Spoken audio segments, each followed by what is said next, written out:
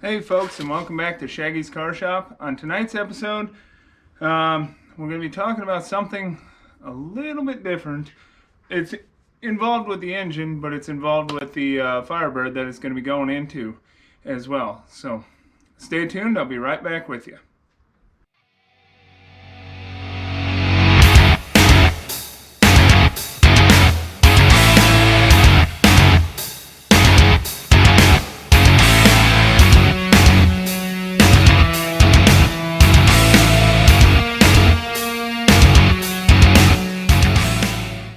Alright folks, so this piece of rusty steel here, as you can see, my motor mount is attached to it.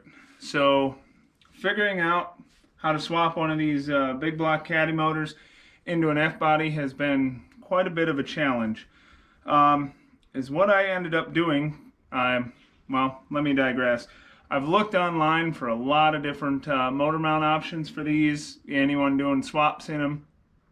And there might be a picture here or there, but nobody really explains how they did what they did.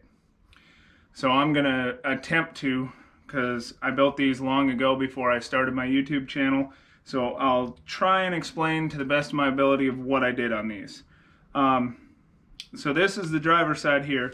These are original, or I guess original replacement motor mounts for a 472-500 Cadillac engine in, I want to say it was a Coupe de Ville, what this engine came out of. And all I did was I took off of the Pontiac the motor mount. I guess I threw the parts away, but it's where the motor mount mounts to, and that mounts to the subframe. And if you have a F-body, whether it's a Camaro or a Firebird, you know what I'm talking about. It's a little bracket that, like, imagine this is the part going down onto the subframe. It just mounts on there, and then the motor mount mounts on top of that. So all I did was figured out how wide of a plate I need to have. Hold on, let me find a tape measure. So is what I did is I basically took that bracket and cut a piece.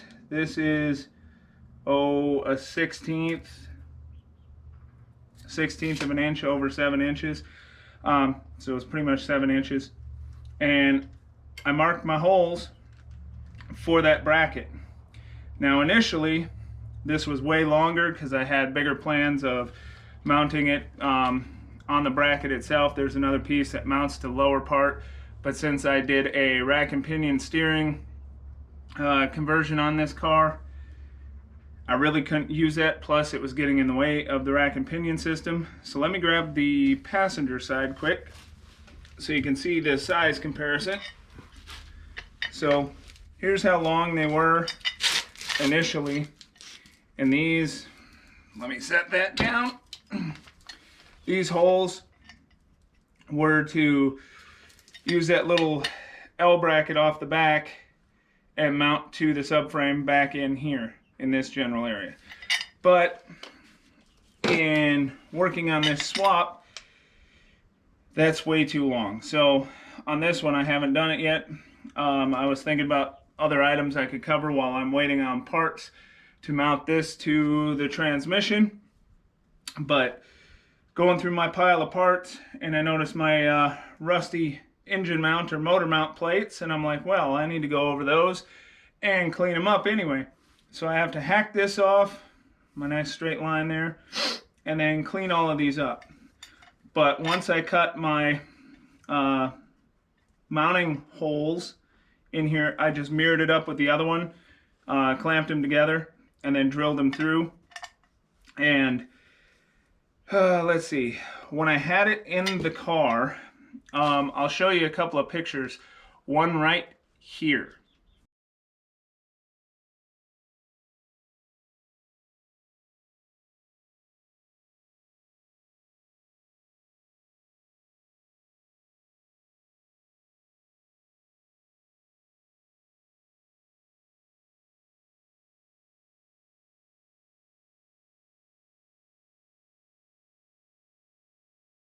So this picture, I was hanging this engine over the subframe, and I got it at the height I wanted, and I leveled the engine out across the top, and then I had these plates mounted in here, and I also, I don't remember if I think I had the motor mount, actual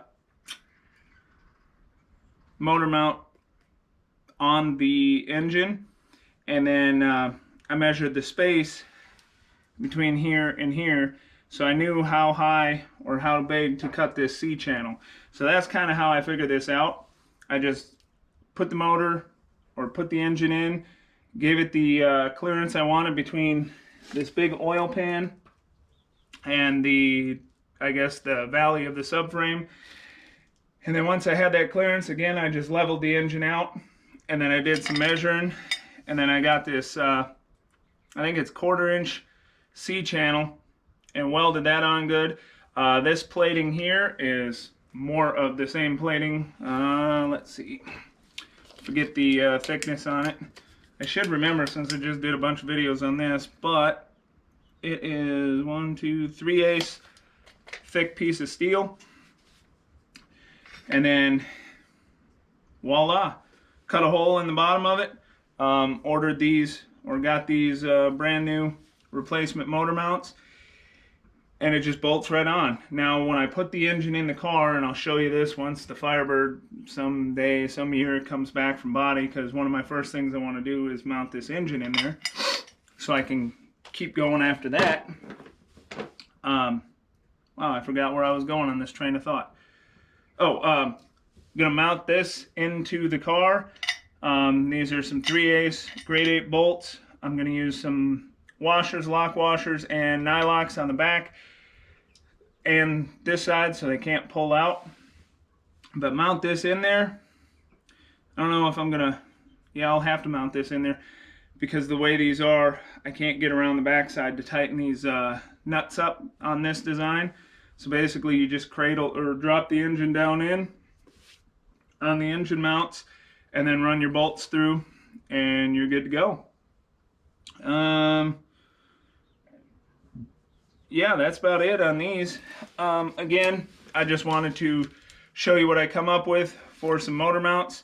I can give you a couple of quick dimensions. I mean, again, it all depends on your oil pan. I have converted this engine over to a rear sump oil pan, and it's a 6-quart oil pan.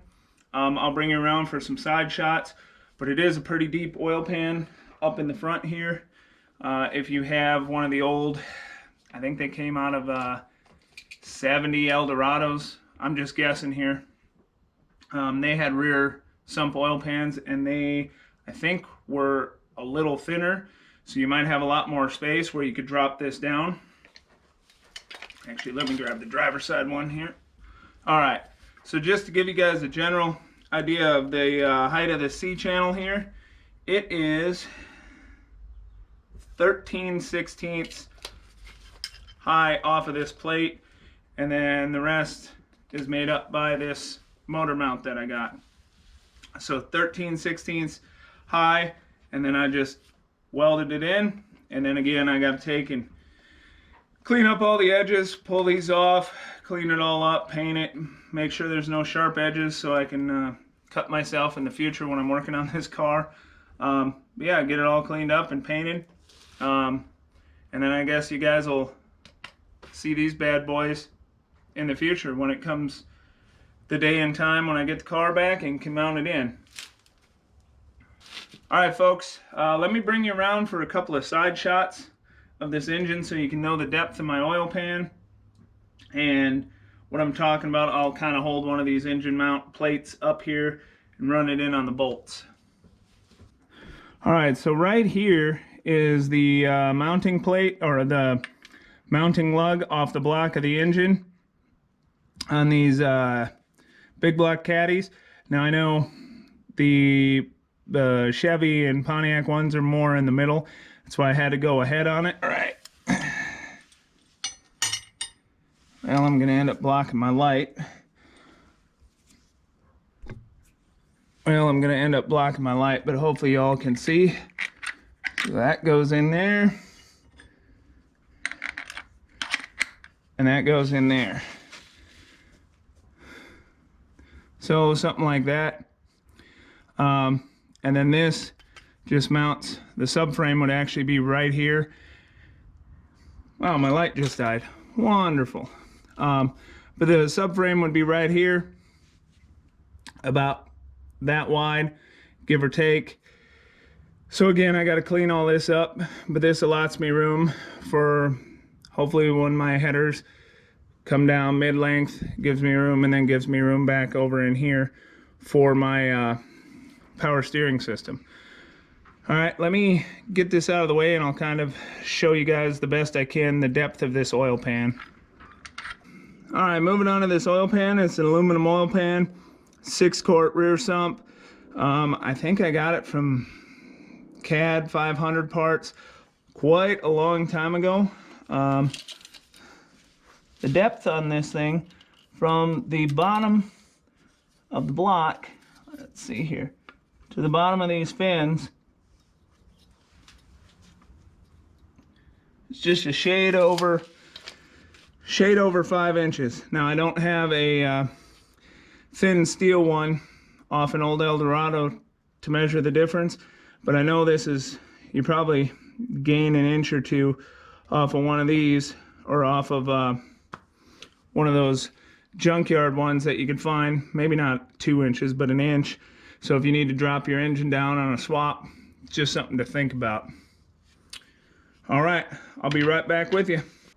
All right, folks, that's it for tonight's video. Again, I just wanted to share what I found out about doing or building some of these swap components for swapping a completely different engine into another vehicle. Again, I'm waiting on my flywheel bolts and my clutch bolts to come in the mail. I ordered them a little while ago, slow shipping. I couldn't find anything in town that I wanted. I guess parts stores could have ordered them, but I wanted some stout stuff. So I went with ARP, and I'll explain all that when I get into it. Let's see. You guys can probably see off in this part of the video just past the engine. Maybe, maybe not. The Volkswagen is off in that far corner. The rest of my garage is a complete and utter disaster right now. I'm going through old boxes and throwing a lot of stuff away. Hopefully making quite a bit more room. So when the Firebird eventually comes back, we'll be able to get it in and get after it. Other than that, I think the next video is going to be hopefully getting this engine down, getting it blown off, cleaned up a little bit, and getting that flywheel on it. We'll start with that. Maybe pulling the starter out and checking the mesh on the flywheel and the starter, if I can get things to function the way I want them to. Kick the Bendix out and see if I need to get any shims rather than, you know, waiting and trying to do it in the car. Try to do it on the front side. Mounting flywheel, clutch, bell housing, setting up my throwout bearing, spacing, showing all that, and then mounting up the transmission to this. So that'll probably be, I don't know, 2, maybe 3, hopefully not more than 4 videos messing around with that. And then hopefully by then it'll be almost Christmas. Maybe I'll have a Christmas present and my Firebird will be done. We'll get that in here and figure out how to shoehorn this big thing in there and have lots more videos. I started ordering other parts for the future. My fuel tank. I got to get my sending unit, or not my sending unit, my fuel pump. I already have the sending unit and some gaskets. I got to get some hardline and things like that. Just trying to get some parts on hand so when I get to a spot where I'm waiting on something, or I'm not waiting as long, because shipping rates these days seem to be, or parts availability, should I say, shipping's still pretty good, but availability can take some time. But other than that, thank you all for watching. We'll catch you on the next one. Thank you.